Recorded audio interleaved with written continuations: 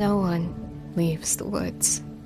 The ghastly trunks of gnarled flesh watch from gaunt bramble and twig, stalking the night as prey draws within. No one opens their home, nor tilts the shade in, nor listens to taunts of the spirits that walk through the stillness of dark. No one dares interfere with its pure sacrifice chosen, or they will meet fate far worse than death and never escape. No one walks away from their thicket-cased home, where the spirits once called to their worn, weary soul. In the deadest of nights, no one leaves the woods.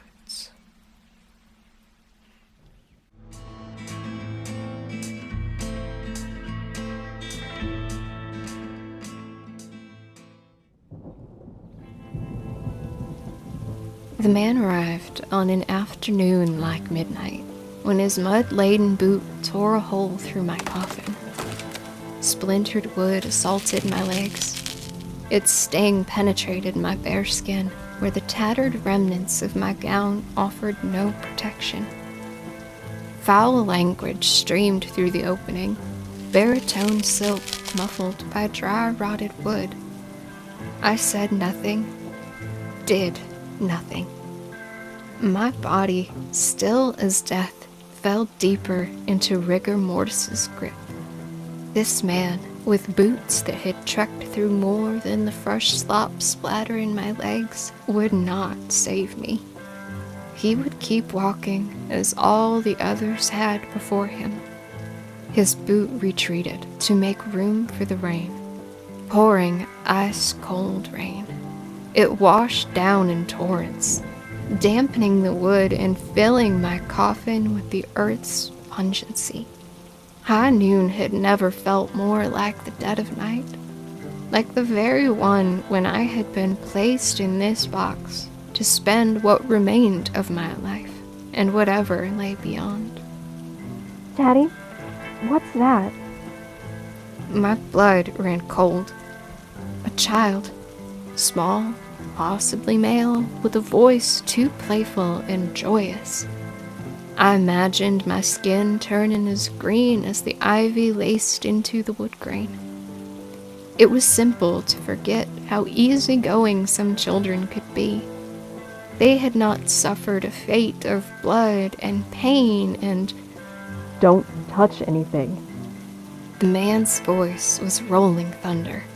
A small hand no sooner entered the splintered hole when it was pulled away by one much larger, calloused, dirt-encrusted. Lightning flickered, and from the opening, ghastly fingers slithered along the shards. I blinked, and they were gone. In their place was a scream, one so deep and weighted with dread that it must belong to the man. His shadow blocked the hole where his foot penetrated. It filled the coffin with darkness so suffocating that the occasional lightning strike burned my retinas. I winced at the pain, and my legs jolted from post-mortem stillness. Sharp wooden fragments painted crimson trails across my flesh. The man's rugged fingers curled under the edge of the hole. Can you hear me? I'll get you out, if you're alive. It wasn't until the breath hitched in my chest that I realized I had been breathing at all. I grasped at my torn clothing with stiff, trembling fingers. Everything ached. My spine rocked against the bottom of the coffin, not bothered to be lined with bedding or even a pillow to shield my scalp from splinters. Moss, vine, and bone brushed my skin with every movement. Chrysanthemum petals withered alongside my body, their earthly scent lost to time. Snapping wood rained an onslaught of slivers. The man ripped away a section of my coffin's lid with a grunt.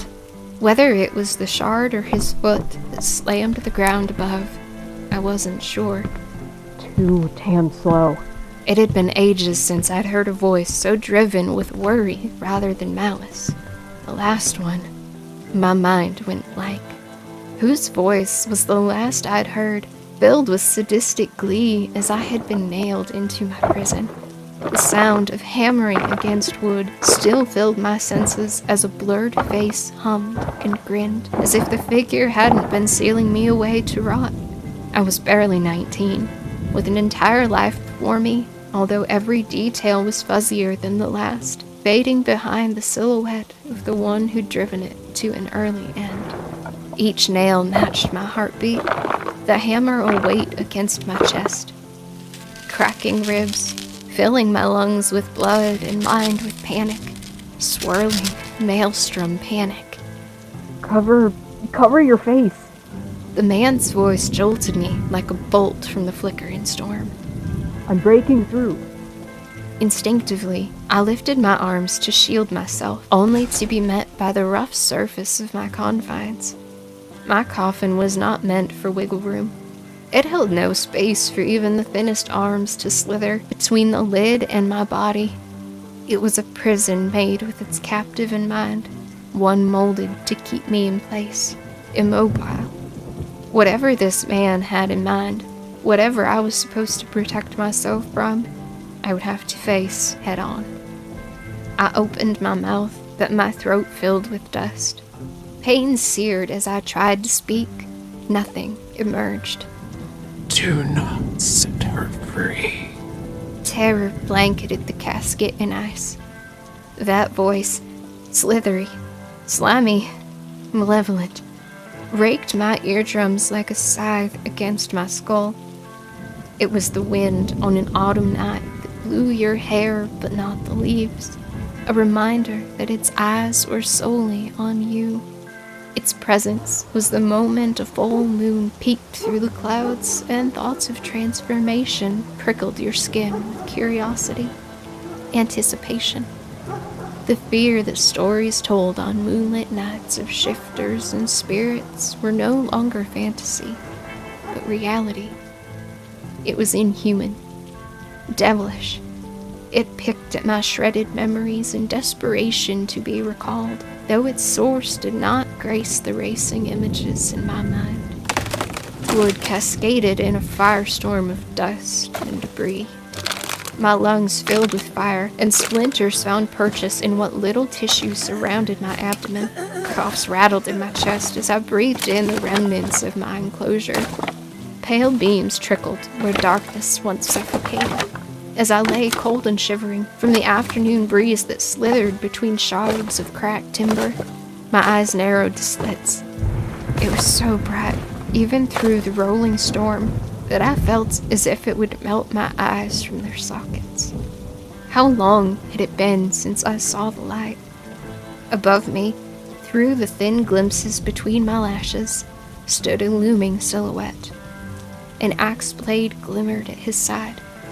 White-knuckled fingers clenched its hilt in a grip so tight it trembled. Heaving breaths rocked his shoulders. You're alive. Not the slithering, slimy voice, but instead one of concern and determination that brushed my ears like a dove's wing. It held promise of safety, comfort, everything I lacked, and the only thing I ever wanted. The man knelt above me, knee placed gingerly atop the remnants of dry, rotted casket. His axe clattered at his side. A lazy breeze blew sprinkling rain across its drift. Cool mist coated my arms, riddled with goose flesh and trembling from the frigid unknown. But the sky did not linger overhead with rolling thunderheads and lightning daggers. Instead, an oak canopy spanned above, suspended by pillars of moss-covered stone. Somewhere beneath, a stream burbled and lapped. The man's hand extended in a silent plea to aid me from the shallow grave, and shallow it was. Only fragile wooden planks, broken underneath his muddy boot, separated my coffin from the land of the living, from this stranger's promise of hope. I grabbed that promise before it could slip away. Hope transferred to my body with the dirt from his palm, firm as his grip while he guided me away from the debris and onto unsteady bare feet. I tried to ignore the wetness on my legs and the blood trailing my skin.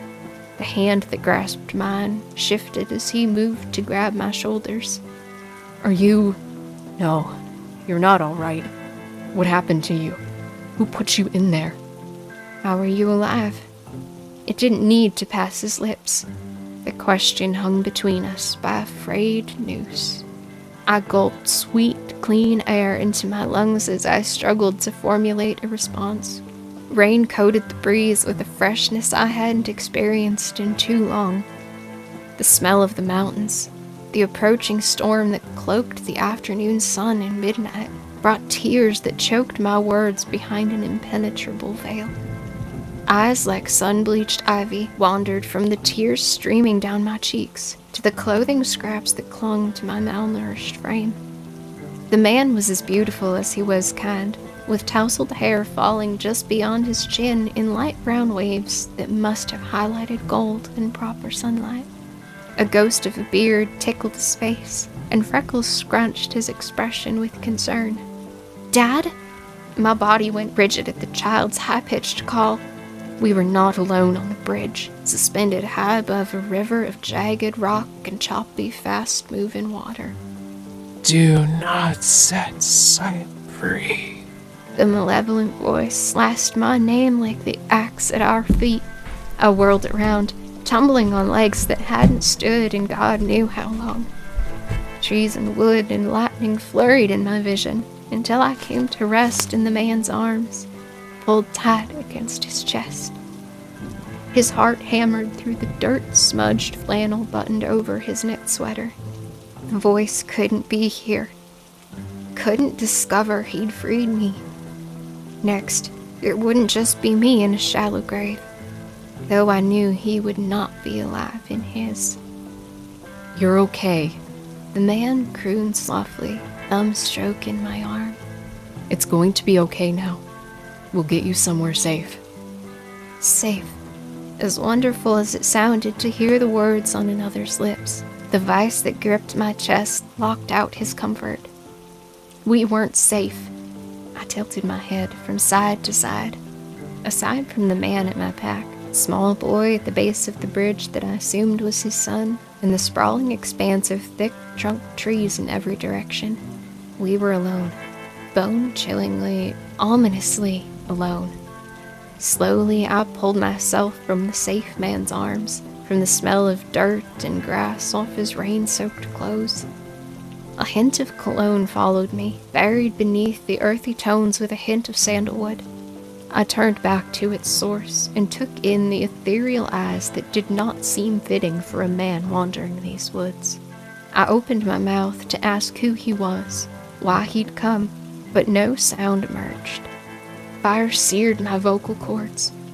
I winced, resisting the urge to grasp my throat. The man shifted, taking a hesitant step backward, yet the tension in his body told me he was prepared for me to run at the wrong movement. I'm Locke, he said softly, placing a hand to his chest. The little boy over there is my son, Tegan. My gaze wandered to the child, who clung to the outermost stone pillar.